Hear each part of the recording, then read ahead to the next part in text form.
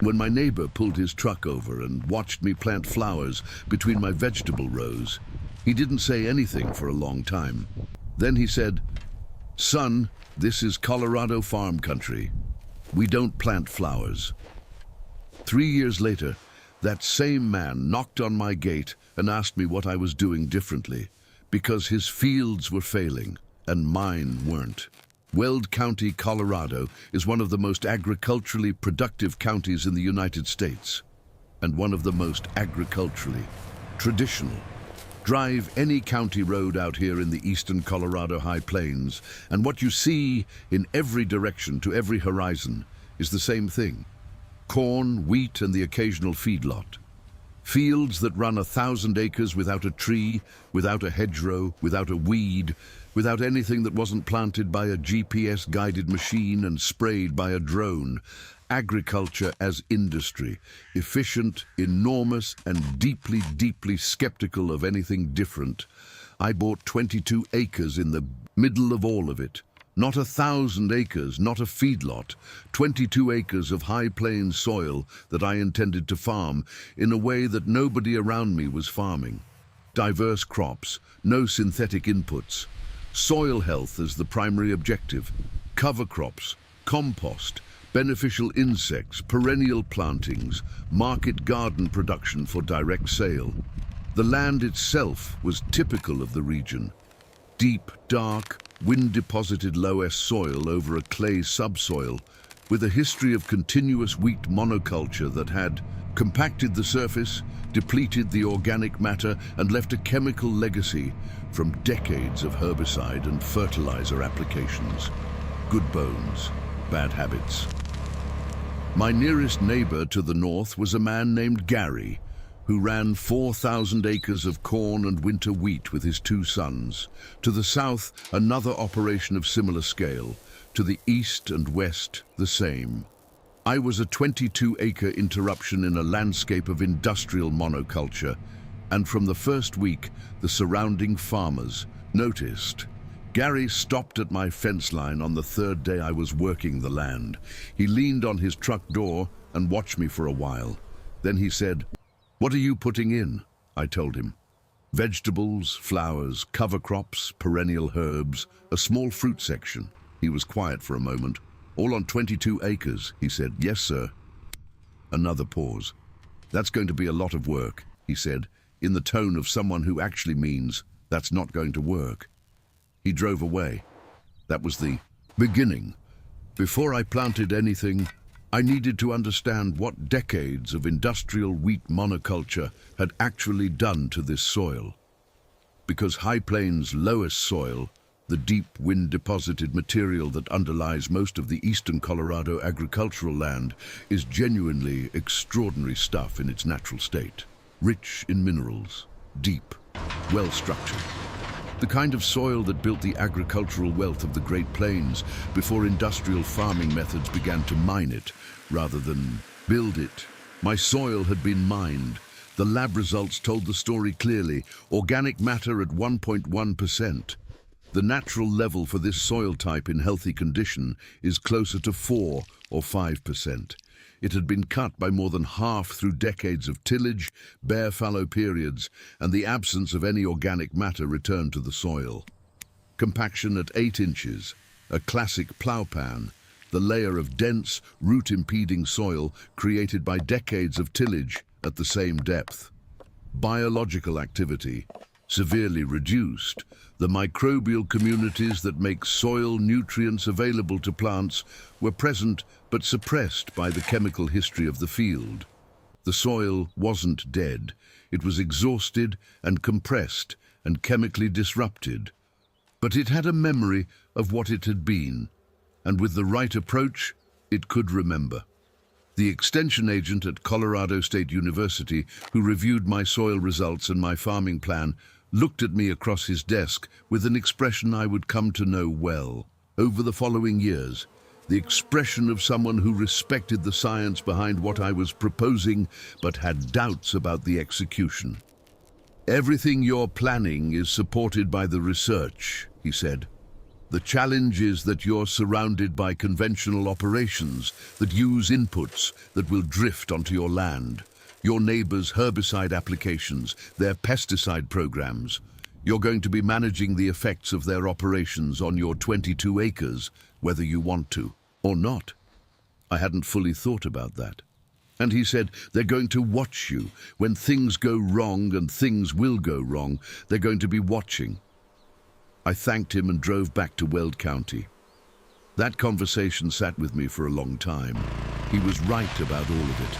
The difference was that being right about the challenges wasn't the same thing as being right about the outcome. The first physical work on this land was the most important, breaking the compaction layer.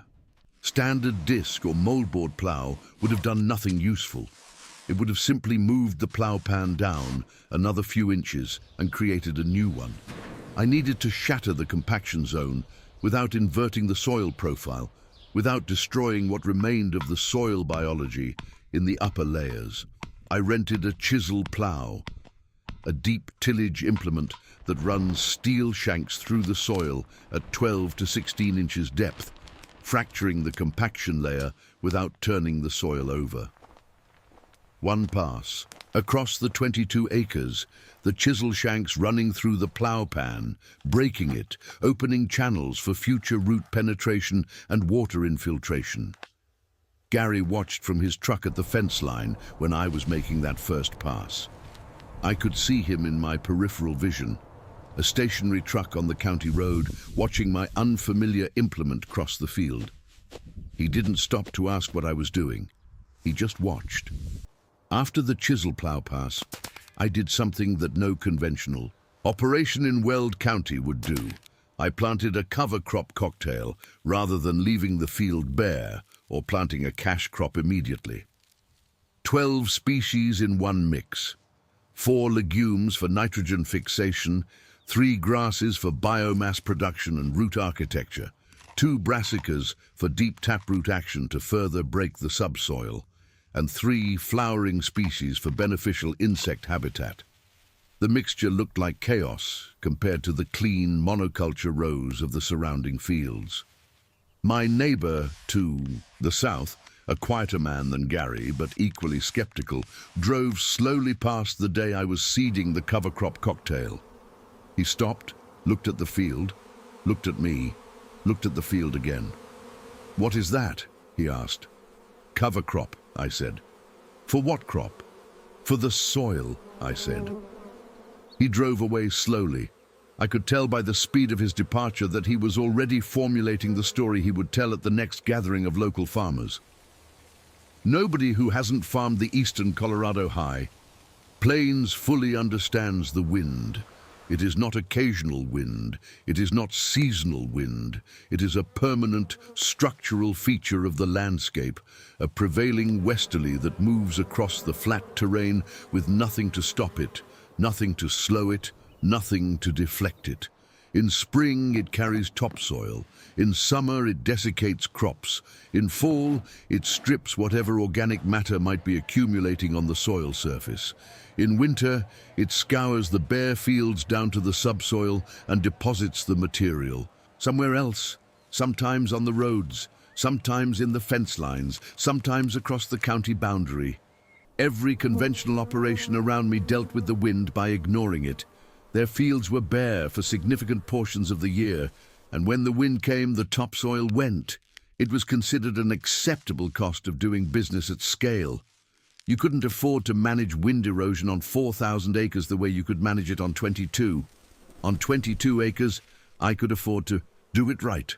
The windbreak went in along the north and west boundaries in the first spring, the prevailing wind directions. Not mature trees, you can't plant mature trees, but a 3-row windbreak planting of native Colorado shrubs and fast-growing trees. Chokecherry and wild plum in the outer rows, plains cottonwood in the center row. They were small plants in the beginning, knee-high sticks that looked absurd against the vast flat landscape. Gary drove by the day I was planting them and slowed almost to a stop. "Windbreak?" he called. "Yes, sir." He drove away without further comment, but I knew what he was thinking because I had heard it from others. A windbreak on 22 acres in a landscape of thousand-acre fields was like putting a screen door on a submarine. The wind didn't care about 22 acres of trees. What Gary didn't understand, what the research showed clearly, was that a windbreak doesn't have to stop the wind across the entire landscape. It only has to slow the wind within the protected zone immediately downwind. And in that protected zone, everything changes. Soil moisture retention doubles. Crop yields increase significantly. Beneficial insects can establish because they're not blown off the plants. And the organic matter that should be building in the soil stays in the soil instead of ending up in someone's fence line 2 miles east. The windbreak was not for the landscape. It was for my 22 acres, and it would work. The first full production season, I planted 22 acres in a way that made the surrounding operations genuinely uncomfortable to look at. The main market garden, 6 acres in the center of the property, was a dense polyculture of vegetables, herbs and flowers growing in close proximity. Tomatoes with basil planted at their bases, squash with nasturtiums running through the beds, carrots and onions in alternating rows, sunflowers, the tall branching multi-headed varieties planted at regular intervals throughout the beds as insectary plants, their flowers supporting the beneficial insects that would protect the vegetables. The flowers were the thing that people couldn't get past. In Weld County, you plant what you can sell. Flowers weren't a crop, they were a decoration, a luxury, a sign that you didn't understand what farming was for. When Gary saw the sunflower and zinnia and cosmos plantings going in between the vegetable rows, he actually got out of his truck. "You're putting flowers in your field," he said. "Insectary plants," I said. "They support beneficial insects. The beneficial insects control the pest insects. I don't spray." He looked at the planting and then at me and then back at the planting. "You don't spray," he repeated. "No synthetic pesticides," I said. He got back in his truck and drove away. That evening, I could see him talking to his son at the fence line of their property, both of them looking toward my field. I knew what they were saying. Everybody in Weld County knew what they were saying. The remaining 16 acres went into a carefully designed rotation, a large cover crop section with the 12 species cocktail mix, continuing to build the soil. A dryland bean section, Colorado, has a strong heritage of pinto and black bean production, and the high plains climate is well suited for it. A sunflower section, commercial oilseed sunflower, the kind that gets harvested and pressed, because sunflowers do extraordinary things for soil health and bring in reliable income from the oilseed market, and a perennial section along the southern edge, asparagus, rhubarb, and a small fruit tree planting that would take years to produce but would eventually require almost no inputs and generate reliable annual yields. Nobody in the immediate area was farming this way. I was 22 acres of questions in a landscape of confident answers. The first summer taught me things I couldn't have learned any other way. The wind came in May, earlier and harder than the forecast suggested. The cover crop sections handled it well.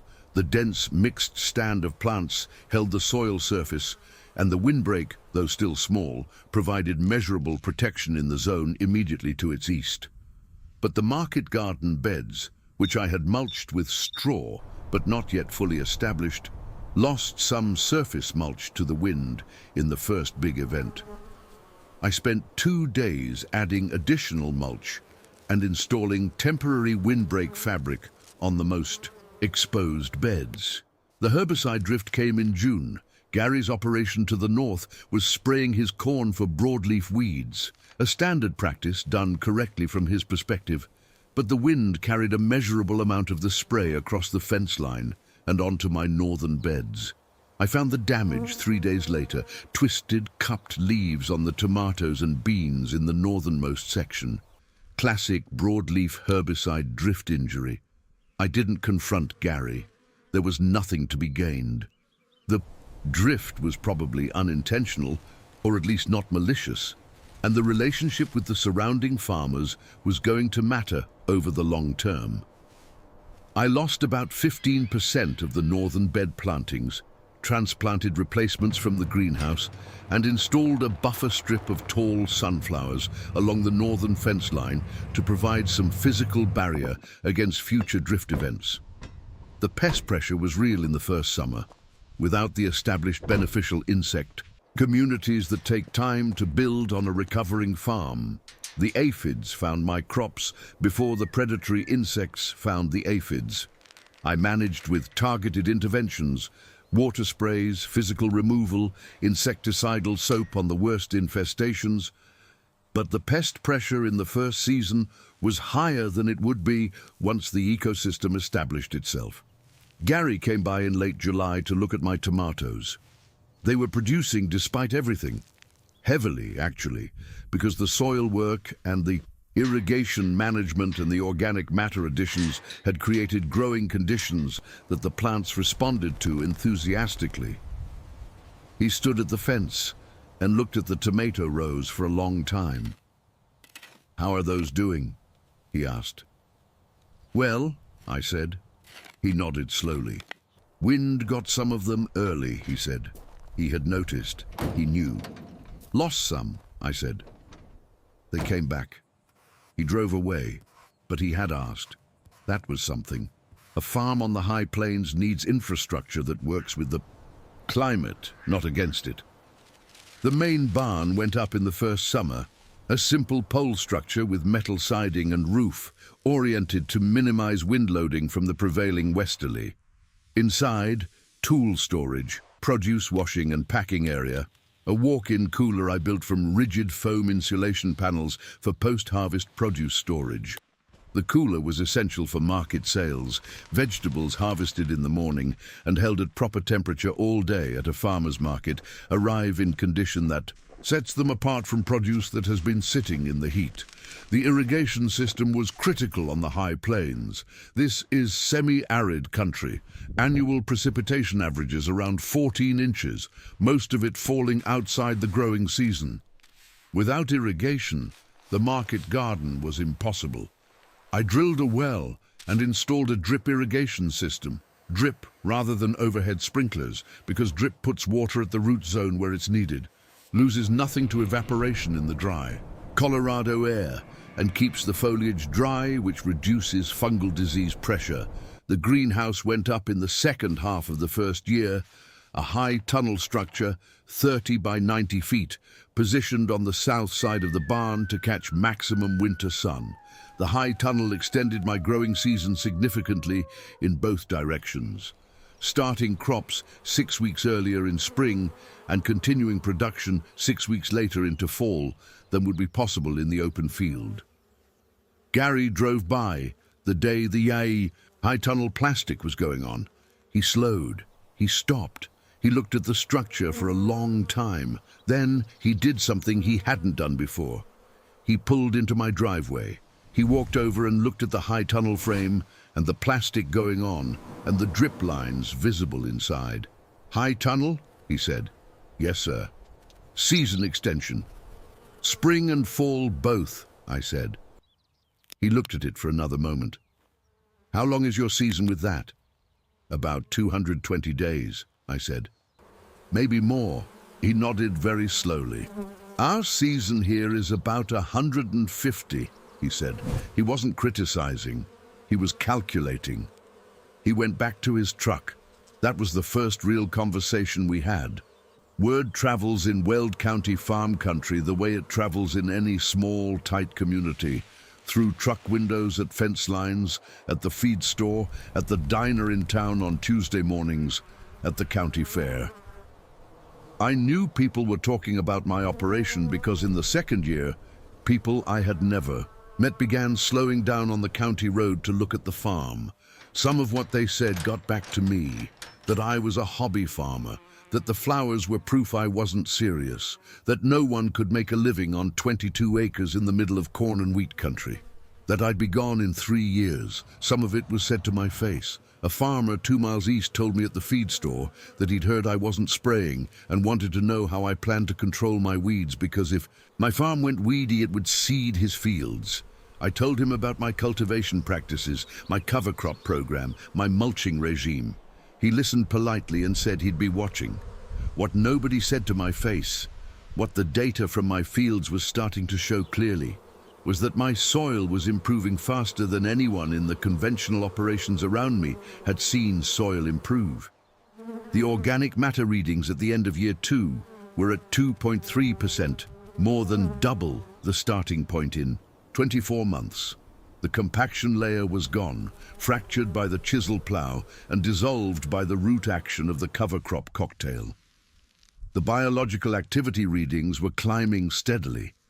My crops were responding.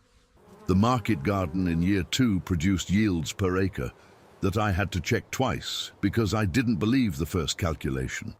The dryland bean section produced above the county average despite receiving no synthetic fertilizer. The sunflower section produced well enough that the oilseed buyer called me directly to ask if I would expand the planting. The farm was working, quietly, steadily, measurably working. Year 3 brought a drought that tested every farm in Weld County. It was not an unusual drought for the high plains. Dry periods are a structural feature of the climate, not an exception to it. But it was severe enough to stress the conventional operations significantly. Gary's corn showed drought stress visible from the road, leaves rolling, color fading by mid-July. His irrigation system was running at full capacity and still not keeping up with the evaporative demand of the dry Colorado summer. My farm handled the drought differently. The soil organic matter that had been building for 3 years held moisture at the root zone significantly better than the depleted conventional soils around me. A 1% increase in soil organic matter allows soil to hold approximately 20,000 additional gallons of water per acre. My soil organic matter had increased by 1.2% in 3 years. The math on water holding capacity was real, and it showed in the field during the drought. The mulched market garden beds stayed moist at root depth through dry periods that had neighboring operations in trouble. The drip irrigation, which put water directly at the root zone with no evaporative loss, used significantly less water than Gary's overhead pivot system to deliver equivalent moisture to the plant root zone. The windbreak, now in its 3rd year of growth, waist-high on the outer rows, was reducing evapotranspiration in the protected zone measurably. Plants in the lee of the windbreak used less water than the same plants in the exposed sections of the field. My wells held. My crops held. My yields at the end of the drought year were better than the previous year. Gary's corn yield was down significantly. His input costs, irrigation water, fertilizer to compensate for the stress, were up. At the end of the season, driving past his fields, you could see the evidence of what the drought had cost him. In October of that year, Gary knocked on my gate.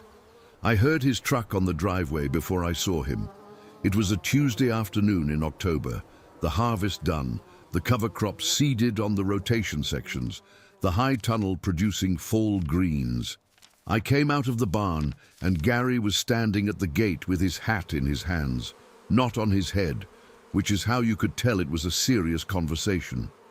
He looked at the farm, at the high tunnel, at the market garden beds in their fall configuration, at the windbreak trees which were now at shoulder height on the outer row and taller in the center. He looked at the soil in the nearest bed, dark, crumbly, visibly different from the pale, compressed soil I had started with. Then he looked at me. "I want to ask you something," he said. "Go ahead," I said. "Your soil," he said. "How did it hold through this summer?" I told him about the organic matter building, the water holding capacity, the mulching program, the cover crops. I talked for about 10 minutes without him saying anything. He listened in the way that experienced farmers listen, Not nodding, not responding, just absorbing.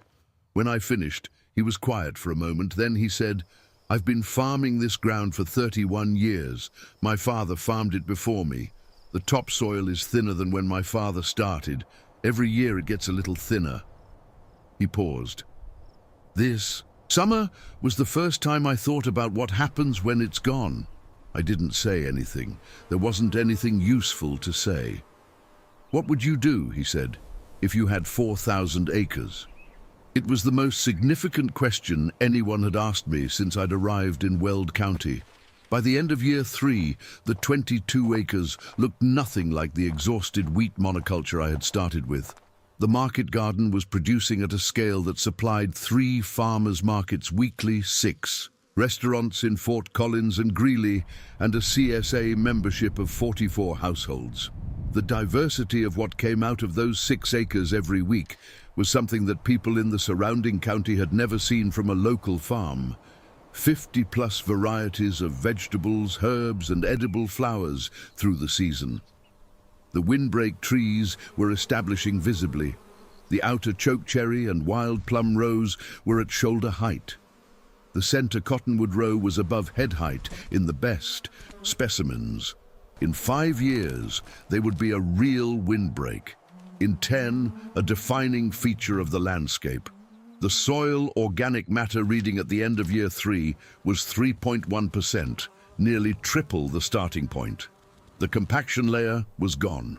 The biological activity was at levels that the Colorado State Soil Lab noted as exceptional for the region. Earthworm counts per cubic foot that I had to verify because the starting count had been essentially 0. The perennial section, asparagus, rhubarb, fruit trees, was in its 3rd year. The asparagus was producing its first real harvest. The fruit trees were establishing.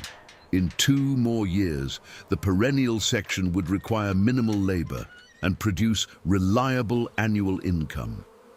And Gary's question, "What would you do with 4,000 acres?" had led to something I hadn't anticipated. We had spent the winter talking, Gary and I, about soil health principles and cover crop programs, and the economics of transitioning even a portion of a large, conventional operation toward more regenerative practices. He wasn't ready to change everything. 31 years of farming one way doesn't reverse overnight. But he was asking, "Let me tell you what crazy looks like from the other side of 3 years of work." Crazy looks like a market garden producing 50-plus vegetable and herb varieties on 6 acres in the middle of Weld County corn country. Crazy looks like soil organic matter that tripled in 3 years while the conventional fields around it stayed flat or declined. Crazy looks like a drought year, where the crops held and the soil held and the water held, while the 1,000-acre operations around it were watching their margins disappear. Crazy looks like flowers between the vegetable rows, flowers that turned out to be the farm's most important pest management tool, supporting the beneficial insect communities that made synthetic pesticide use unnecessary. Crazy looks like a windbreak of knee-high trees that Gary stopped his truck to look at in year 1, and that are now shoulder-high and growing and protecting the soil and the crops and the water budget of 22 acres from the wind that has been stripping the topsoil off the high plains for a century. Crazy looks like a man who farmed 4,000 acres for 31 years, knocking on a gate in October with his hat in his hands, asking what he should do differently. I wasn't crazy. I was early. My neighbors thought I was crazy because what I was doing didn't match their model of what farming in Weld County looked like. And they were right that it didn't match. It matched something different, a model of farming that works with the biology of the soil rather than against it, that builds rather than mines, that gets stronger every year rather than thinner. Gary is putting in a cover crop trial on 200 acres this coming spring. He asked me to help him design the seed mix. He still thinks I'm a little crazy, but he's asking for my help. That's what the farm proved.